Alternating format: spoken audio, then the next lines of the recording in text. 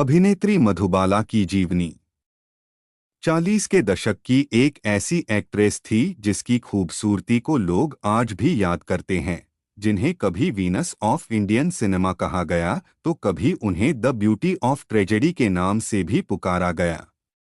जिनकी खूबसूरती के चर्चे सिर्फ देश ही नहीं बल्कि विदेशों तक थी और उन्हें हॉलीवुड फिल्मों में भी काम करने का ऑफर मिलते थे। कभी मधुबाला की शादी दिलीप कुमार से होते होते रह गई तो कभी उनका अफेयर किशोर कुमार और प्रेमनाथ के साथ भी रहा। आज के ब्लॉग में हम बॉलीवुड की बेहद खूबसूरत अभिनेत्री मधुबाला के बारे में जानेंगे। मधुबाला का जन्म 14 फरवरी 1933 को दिल्ली में हुआ था। बचपन में उनका नाम मुमताज जहां देलहवी था। फिल्मों में आने से पहले उन्होंने अपना नाम बदलकर मधुबाला रख लिया था। उनका यह नाम उन्हें बॉलीवुड की लीजेंडरी एक्ट्रेस देविका रानी ने रखा था। बचपन से ही उनके दिल में छेद था और इस बीमारी की वजह से डॉक्टरों ने उन्हें ज्यादा से ज्यादा आराम करने की सलाह दी थी। लेकिन घर की इकोनॉमिकल कंडीशन अच्छी नहीं होने की वजह से उन्होंने बहुत छोटी उम्र में ही काम करना शुरू कर दिया था। मधुबाला के पिता का नाम अताउल्लाह खान और माता का नाम आयशा बेगम था।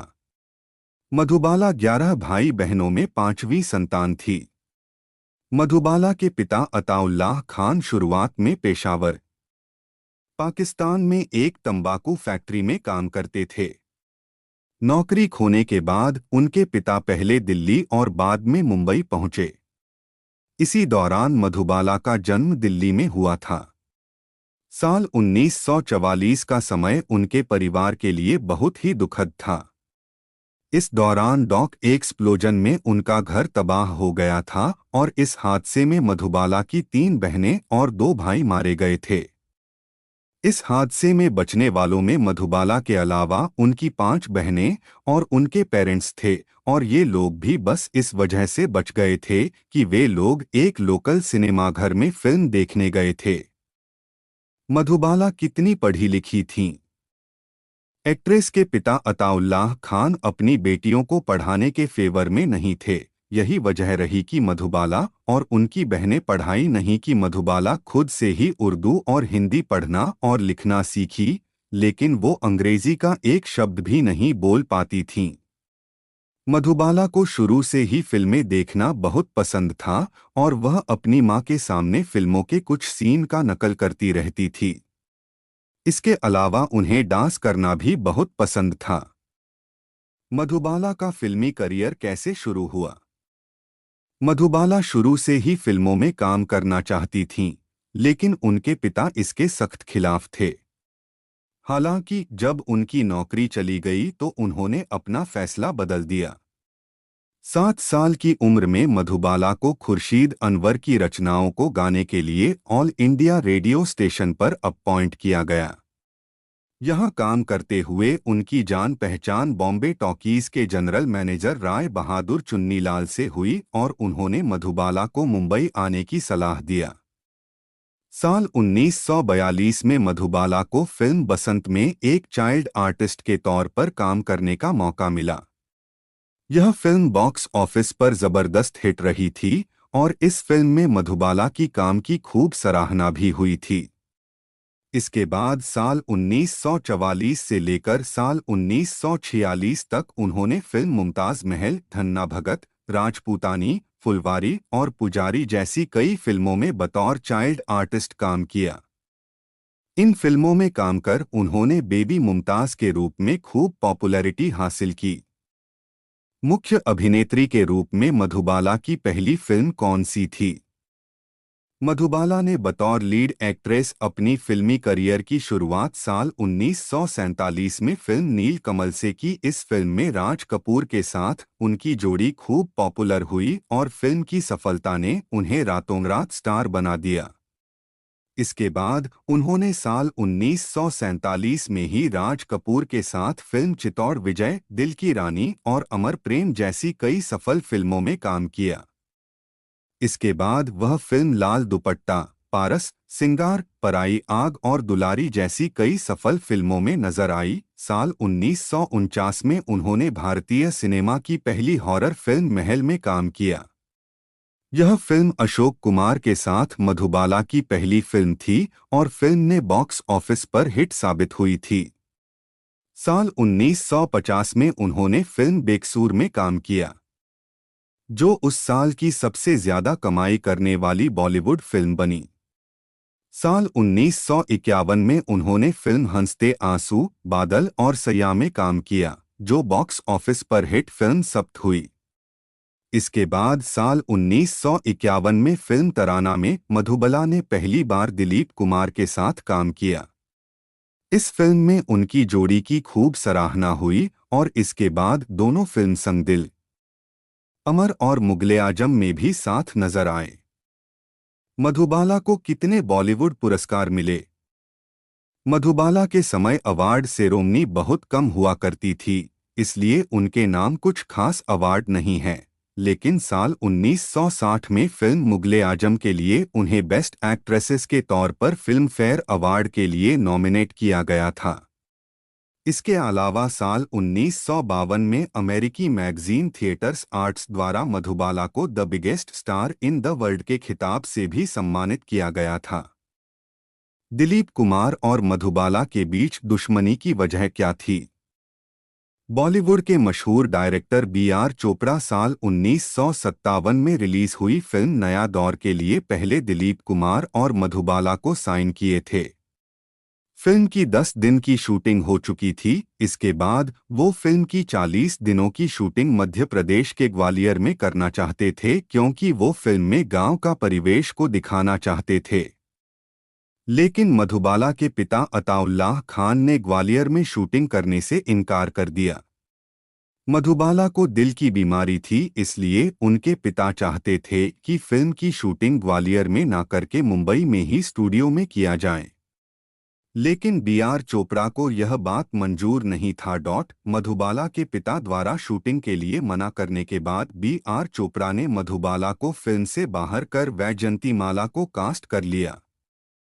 इस बात से गुस्सा होकर मधुबाला के पिता ने बी.आर. चोपड़ा पर कॉन्ट्रैक्ट तोड़ने का आरोप लगाकर केस दायर कर दिया। इसके जवाब में बी.आर. चोपड़ा ने मधुबाला और उनके पिता पर काउंटर केस दायर कर दिया। जब ये मामला कोर्ट में पहुंचा तो जज के पूछे जाने पर दिलीप कुमार ने भी डायरेक्टर बी.आर. चोपड़ा का साथ दिया। ऐसे में मधुबाला और उनके पिता को दोषी माना गया। इसके बाद मधुबाला और दिलीप कुमार के रिश्ते में खटास आना शुरू हो गया और आखिरकार दोनों हमेशा के लिए अलग हो गए। मधुबाला और प्रेमनाथ की लव स्टोरी। हिंदी फिल्म जगत में कई ऐसी लव स्टोरी है जो वक्त के साथ धुंधली पड़ गई है और आज उनका नामोनिशान भी नहीं है। ऐसी ही एक लव स्टोरी है मधुबाला और बॉलीवुड के दिग्गज अभिनेता प्रेमनाथ की। कहा जाता है कि मधुबाला का दिल अगर पहली बार किसी के लिए धड़का था तो वो प्रेमनाथ ही थे। प्रेमनाथ भी मधुबाला से बहुत प्यार करते थे, लेकिन शायद वक्त को दोनों का साथ मंजूर नहीं था। यही वजह रही कि दोनों की लव स्टोरी अधूरी रह गई और किसी को खबर भी नहीं हुई। मधुबाला और प्रेमनाथ की पहली मुलाकात साल 1951 फिल्म बादल के सेट पर हुई थी और इसके बाद दोनों फिल्म आराम और साकी में भी साथ नजर आए। कहा जाता है कि मधुबाला अपनी हर फिल्म के हीरो और डायरेक्टर को गुलाब के फूल और लव लेटर देकर प्रपोज किया करती थी। साल 1951 में फिल्म बादल में मधुबाला पहली बार प्रेमनाथ के साथ काम कर रही थी। फिल्म की शूटिंग के पहले दिन ही मधुबाला ने प्रेमनाथ के मेकअप रूम में जाकर उन्हें गुलाब के फूल और लव लेटर देते हुए प्रपोज कर दिया था। प्रेमनाथ को कुछ समझ ही नहीं आ रहा था कि उनके साथ यह क्या हो रहा था। उन्हें यकीन ही नहीं हो रहा था कि दुनिया की सबसे खूबसूरत महिला उन्हें प्रपोज कर रही है। उन्होंने मधुबाला के प्रपोजल को तुरंत स्वीकार कर लिया और यहीं से दोनों की लव स्टोरी की शुरुआत हुई। प्रेमनाथ और मधुबाला के प्यार में कैसे आई दरार? प्रेमनाथ मधुबाला के प्यार में इस कदर डूब चुके थे कि वह उनसे शादी भी करना चाहते थे, लेकिन दोनों के प्यार के बीच उनका धर्म सामने आ रहा था। हालांकि प्रेमनाथ को धर्म बदलकर मधुबाला से शादी करने का प्रस्ताव भी मिला था, लेकिन प्रेमनाथ इस बात के लिए तैयार नहीं थे। इस तरह दोनों का रिश्ता सिर्फ 6 महीने के लिए ही रहा। बाद में मधुबाला और दिलीप कुमार के अफेयर के खबरें भी सामने आने लगी और प्रेमनाथ भी यह बात अच्छी तरह समझ चुके थे अब मधुबाला उनकी नहीं हो सकती है, लेकिन फिर भी वो मधुबाला को मन ही मन चाहते थे। इतना ही नहीं, मधुबाला के निधन के बाद जब प्रेमनाथ को पता चला कि मधुबाला के पिता बीमार है और आर्थिक संकट से गुजर रहे हैं, तो प्रेमनाथ उन्हें देखने गए थे और जाते जाते 1 लाख रुपए का चेक उनके तकिया के नीचे रख दिए थे। मधुबाला और दिलीप कुमार की लव स्टोरी। मधुबाला और दिलीप कुमार की पहली मुलाकात साल 1951 में फिल्म तराना के सेट पर हुई थी। इस फिल्म के बाद दोनों फिल्म संग दिल, अमर और मुगले-आजम में भी साथ नजर आए थे। कई फिल्मों में साथ काम करने की वजह से दोनों के बीच नज़दीकियां बढ़ी और दोनों करीब 9 साल तक रिलेशनशिप में भी रहें। दोनों ने सगाई भी कर ली थी और बस निकाह पढ़ा जाना बाकी था। लेकिन दिलीप कुमार और मधुबाला के पिता के बीच मतभेद की वजह से उनका रिश्ता टूट गया। दरअसल डायरेक्टर बी.आर. चोपड़ा की फिल्म नया दौर के लिए पहले दिलीप कुमार और मधुबाला को साइन किया गया था।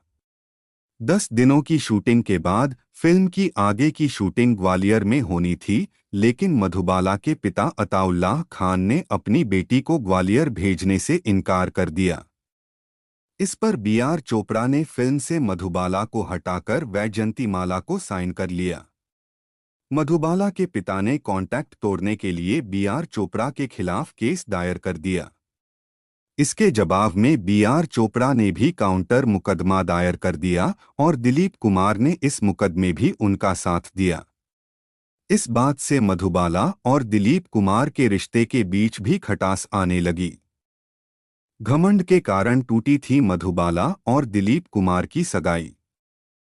इन सब के बावजूद भी दिलीप कुमार और मधुबाला शादी करने के लिए तैयार थे, लेकिन दिलीप कुमार चाहते थे कि मधुबाला अपने पिता का साथ छोड़ दे, जबकि मधुबाला चाहती थी कि दिलीप कुमार उनके पिता से माफ़ी मांग ले। दोनों के रिश्ते में कड़वाहट इस कदर बढ़ गई थी कि दोनों में से कोई समझौते के लिए तैयार नहीं थे। दोनों की ईगो उन पर इस कदर हावी हो चुकी थी कि आखिरकार दोनों के 9 सालों का रिलेशनशिप पल भर में खत्म हो गया। मधुबाला और किशोर कुमार की लव स्टोरी। मधुबाला और किशोर कुमार की पहली मुलाकात साल 1956 में फिल्म ढाके की मलमल के सेट पर हुई थी। इसके बाद दोनों साल 1958 में फिल्म चलती का नाम गाड़ी में भी साथ काम किया। उस दौरान जहां एक तरफ मधुबाला और दिलीप कुमार का ब्रेकअप हो चुका था, तो दूसरी तरफ किशोर कुमार का भी उनकी पहली पत्नी रूमा देवी से तलाक हो गया था। ऐसे में मधुबाला और किशोर कुमार के बीच नज़दीकियां बढ़ी और दोनों एक दूसरे से प्यार करने लगे। जब मधुबाला बीमार थी और उन्हें इलाज के लिए लंदन ले जाने की प्लानिंग की जा रही थी, उस दौरान किशोर कुमार ने उन्हें प्रोपोज किया। उनके पिता चाहते थे कि मधुबाला पहले वो पूरी तरह से ठीक हो जाएं, उसके बाद शादी के बारे में सोचे। लेकिन दिलीप कुमार से गुस्सा होने की वजह से मधुबाला ने किशोर कुमार का प्रोपोजल तुरंत एक्सेप्ट कर ली। साल 1960 में मधुबाला ने किशोर कुमार से शादी कर ली और उस समय मधुबाला सिर्फ 27 साल की थी। शादी के बाद भी दोनों फिल्म महलों के ख्वाह, झुमरू और हाफ टिकट में साथ नजर आए थे। प्रसिद्ध बॉलीवुड अभिनेत्री मधुबाला की सुपरहिट फिल्मों की सूची। महल 1949। उदास स्माइली। मधुबाला को इस फिल्म में अपनी भूमिका से पहचान मिली, जो उनकी शुरुआती सफलताओं में से एक थी। दुलारी 1949। उदास स्माइली दुलारी में मधुबाला के अभिनय की सराहना की गई, जिसने उनकी बढ़ती लोकप्रियता में योगदान दिया। बेकसूर 1950 उदास स्माइली इस फिल्म में मधुबाला ने एक महत्वपूर्ण भूमिका निभाई और उनकी प्रारंभिक फिल्मोग्राफी में योगदान दिया। तराना 1951 उदास स्माइली मधुबाला का आकर्षण और प्रतिभा तराना में चमकी, जिसने उन्हें एक प्रमुख अभिनेत्री के रूप में स्थापित किया। अमर 1954 उदास स्माइली दिलीप कुमार के साथ मधुबाला ने इस रोमांटिक ड्रामा में यादगार अभिनय किया। मिस्टर एंड मिसेस 55 1955 उदास स्माइली एक अभिनेत्री के रूप में मधुबाला की बहुमुखी प्रतिभा को प्रदर्शित करने वाली यह रोमांटिक कॉमेडी हिट रही। चलती का नाम गाड़ी 1958 उदास स्माइली इस क्लासिक कॉमेडी में मधुबाला ने अपने वास्तविक जीवन के पति किशोर कुमार के साथ अभिनय किया। हावड़ा ब्रिज 1958 उदास स्माइली अशोक कुमार के साथ मधुबाला ने कोलकाता के हावड़ा ब्रिज की पृष्ठभूमि पर आधारित इस रहस्यमय नाटक में महत्वपूर्ण भूमिका निभाई। मुगल-ए-आज़म 1960 उदास स्माइली उनकी सबसे प्रतिष्ठित भूमिकाओं में से एक। मधुबाला ने इस महाकाव्य ऐतिहासिक नाटक में अनारकली की भूमिका निभाई, जो एक बड़ी सफलता बन गई। बरसात की रात 1960 उदास स्माइली इस फिल्म में मधुबाला एक रोमांटिक भूमिका में थीं और इसे अपने खूबसूरत संगीत के लिए याद किया जाता है।